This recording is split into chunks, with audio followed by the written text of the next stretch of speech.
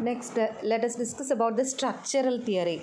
For structural functionalists, they attempt to explain the nature of the social order and the relationship between the various parts in the society by examining the functionality of each to determine how it contributes to the stability of the society as a whole. So, their attempt is to, or they explain the nature of the social order. Social order in their nature, അതിൻ്റെ relationship. That is their relationship with various parts. They also examine how it contributes to the stability of the society as a whole. Okay, so according to structural functionalists, gender differentiation contributes to the stability of a society. They believe that gender differentiation contributes to the stability of a society. The structural theory contend that gender roles arise from the need to establish a division of labor that will help to maintain smooth running of the family. So they say that the gender roles arise from it arise due to the need to establish a division of labor.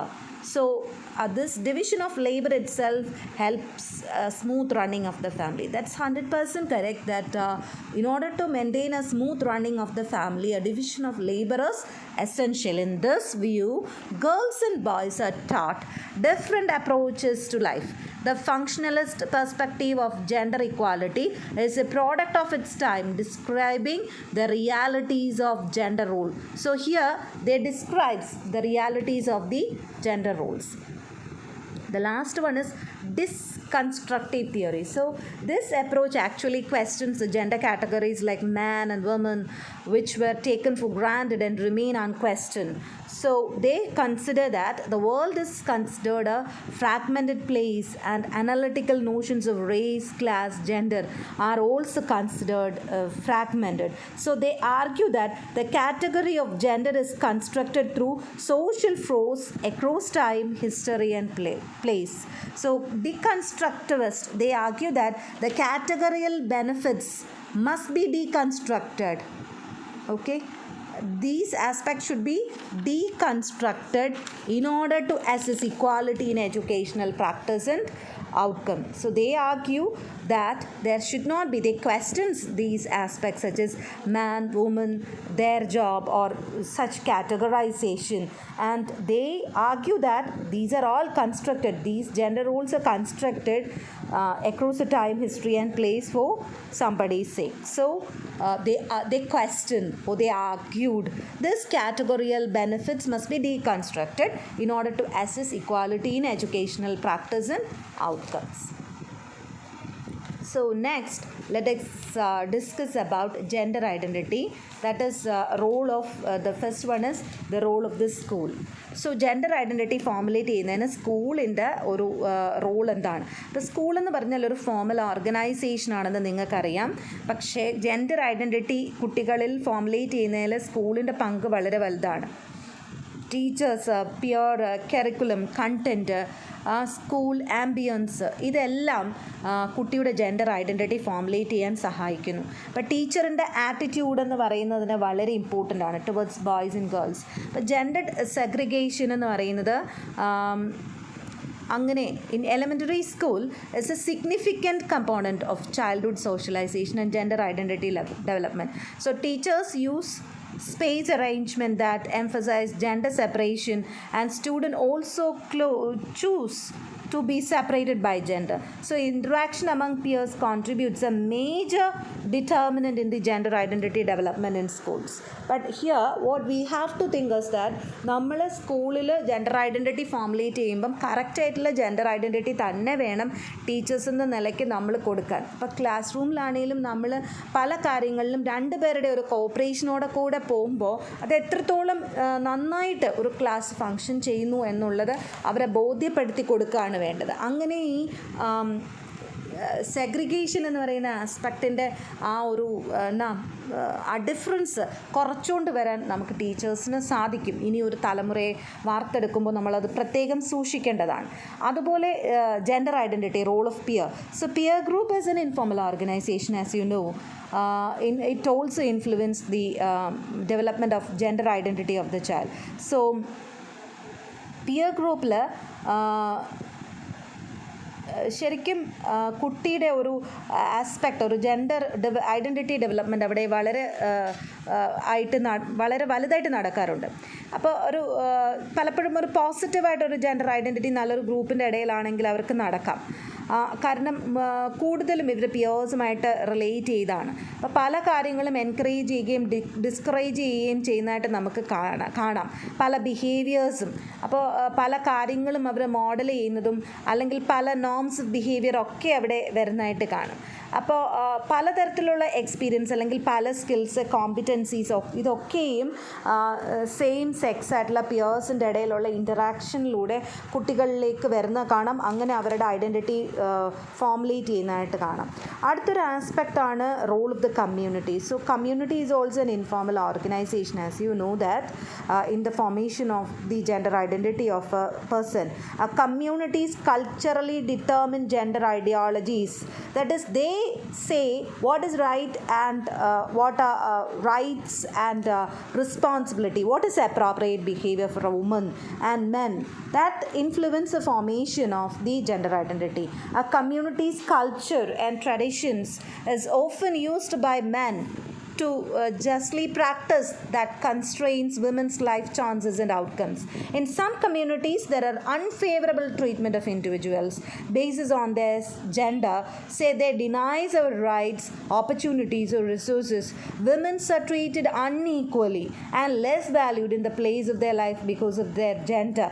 So women's differential access to power and control of resources is central to this discrimination in all institutional spheres.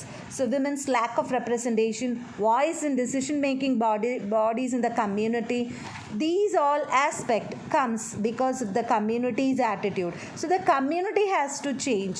The community has to given an open space for both the gender to grow in the same space, or they have to give an opportunity to treat both sex equally.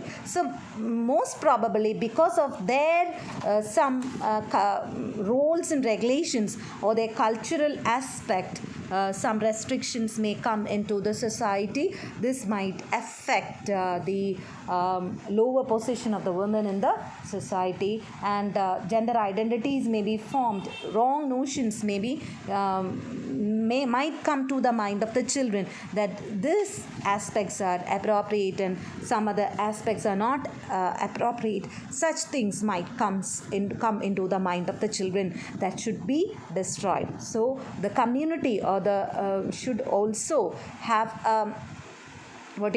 they should have a broad view regarding the formulation of regarding they have to play an important role. They have to play an important role in the formulation of the gender identity. So what they should do is they should have a broad view regarding the formation of the gender. Next is the schools of girls, inequalities and resistance in education. So you know that the school enrollment in India has been showing steady increase since the last decades. Majority of the poor children, girls in rural areas, and maybe they are deprived of basic education. But now we can say that the overall enrollment of girls is increased, and the dropout rate from marginalized and rural sections, especially from the upper primary level, is extremely high now. School discontinuation rate of rural children is twice as high as that of boys.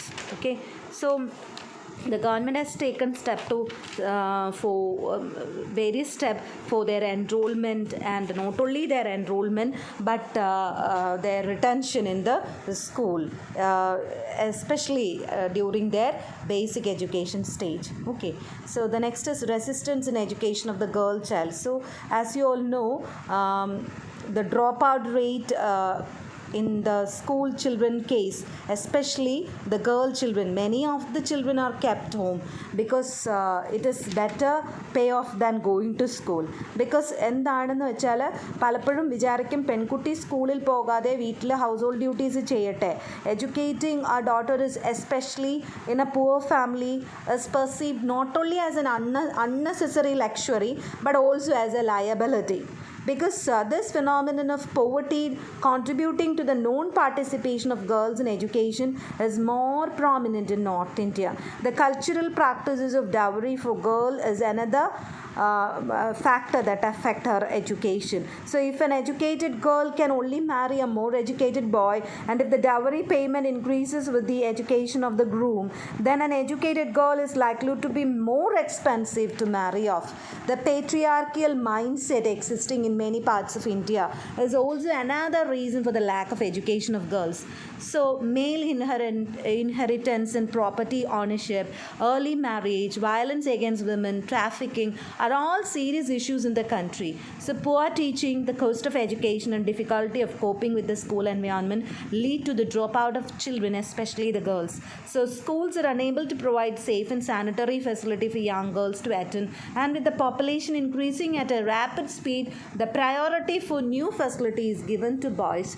So the thing is that ഇത്രയും നമ്മൾ ഓർത്താൽ മതി എന്തുകൊണ്ട് പെൺകുട്ടികൾക്ക് സ്കൂളിലേക്ക് പോകാൻ പറ്റുന്നില്ല.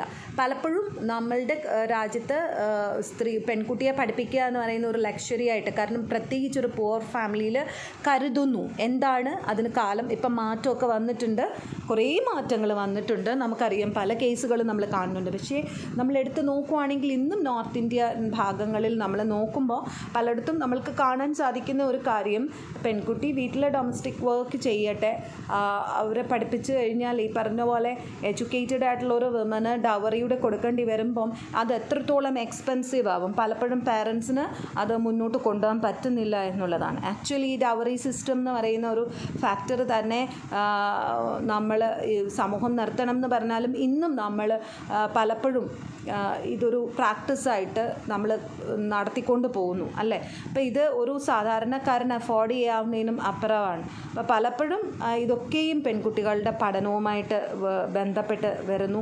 അതുപോലെ തന്നെ കുട്ടികൾക്ക് സ്കൂളിൽ പോകുമ്പോൾ അവർക്ക് വേണ്ടിയിട്ടുള്ള ഒരു കരിക്കുലം കൂടെ നമ്മൾ കൺസിഡർ ചെയ്യണം എന്നുള്ളതാണ്. അവരെ അട്രാക്റ്റ് ചെയ്യാൻ പറ്റുന്ന ഒരു കരിക്കുലം, അവരെ പിടിച്ചിരുത്താൻ പറ്റുന്ന ഒരു കരിക്കുലം, അല്ലെങ്കിൽ ഭാവിയിൽ എപ്പോഴും നമ്മൾ പെൺകുട്ടികളെ എഡ്യൂക്കേറ്റ് ചെയ്യുമ്പം ഭാവിയിൽ ഇൻഡിപെൻഡൻ്റ് ആയിട്ട് കുട്ടിക്ക് നിൽക്കത്തക്ക രീതിയിലുള്ള തൊഴിലധിഷ്ഠിത വിദ്യാഭ്യാസം, നമ്മൾ ആൺ പെൺകുട്ടി ഡിഫറൻസ് ഇല്ല എങ്കിൽ പോലും ഞാൻ പറയുകയാണ്, നമ്മളുടെ ഒരു കരിക്കുലത്തിൽ ഊന്നൽ നൽകി ഏതെങ്കിലും ഒരു അവസരത്തിൽ കുട്ടിക്ക് വിദ്യാഭ്യാസം നിർത്തേണ്ടി വന്നാൽ തന്നെ കുട്ടിക്ക് സ്വയം തൊഴിൽ ചെയ്ത് ഒരു കുടുംബം പോറ്റാനാണെങ്കിലും അങ്ങനെ മുന്നോട്ട്, അല്ലെങ്കിൽ സ്വന്തം ജീവിതം മുന്നോട്ട് നയിക്കാനാണെങ്കിലും ആ രീതിയിലേക്ക് കുട്ടിയെ പര്യാപ്തമാക്കുക എന്നുള്ളതാണ് ചെയ്യേണ്ടത്. അപ്പോൾ പലപ്പോഴും ഇങ്ങനെയുള്ള ഫെസിലിറ്റി കുട്ടിക്ക് കിട്ടാത്തപ്പം സ്കൂളിലേക്ക് പോകാൻ അതൊരു റെസിസ്റ്റൻസ് ആയിട്ട് വരുന്നു എന്ന് നമുക്ക് കാണാം. പക്ഷേ ഗവൺമെൻറ് ധാരാളം ഇനിഷ്യേറ്റീവ്സ് എടുത്തിട്ടുണ്ട് ഗേൾസ് എഡ്യൂക്കേഷന് വേണ്ടിയിട്ട്.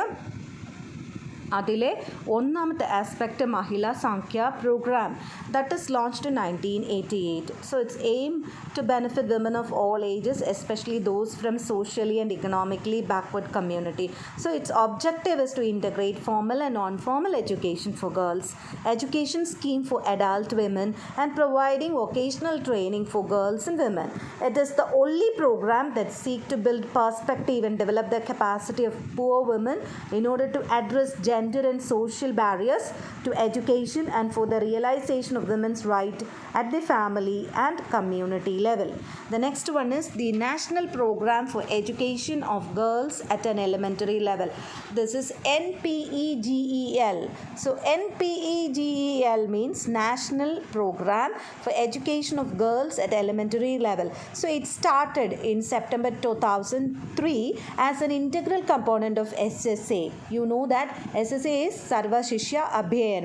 So it seeks to distribute free text for girls till 8th standard, construct separate toilet for them, conduct classes for out of school girls, aimed at ensuring 50% of newly recruited teachers as female, and learning material should be gender sensitive.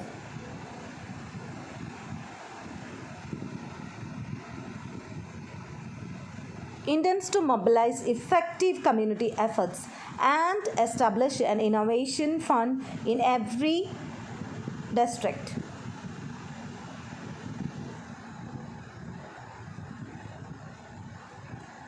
So it aimed at ensuring 50% of newly recruited teachers are female, and learning material should be free from gender sensitivity. Okay, so then it intends to mobilize effective community efforts and re-establish a innovation fund in every district. Kasturba Gandhi Balika Vidyalaya KGBV is launched in August 2004 by Government of India, establishing residential schools at upper primary level for girls belonging especially to SC, ST, OBC and minorities.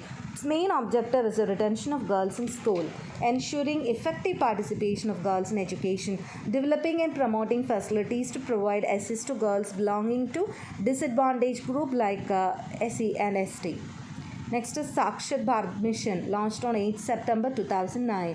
Its aim is to promote, strengthen adult education by extending educational option to those adults who have lost the opportunity of formal education and now need learning of any type, including literacy, basic education, vocational education, physical and emotional development, practical art, applied science, sports and recreation. So these are some of the government initiatives for the upliftment of women. So this is the end of module 3.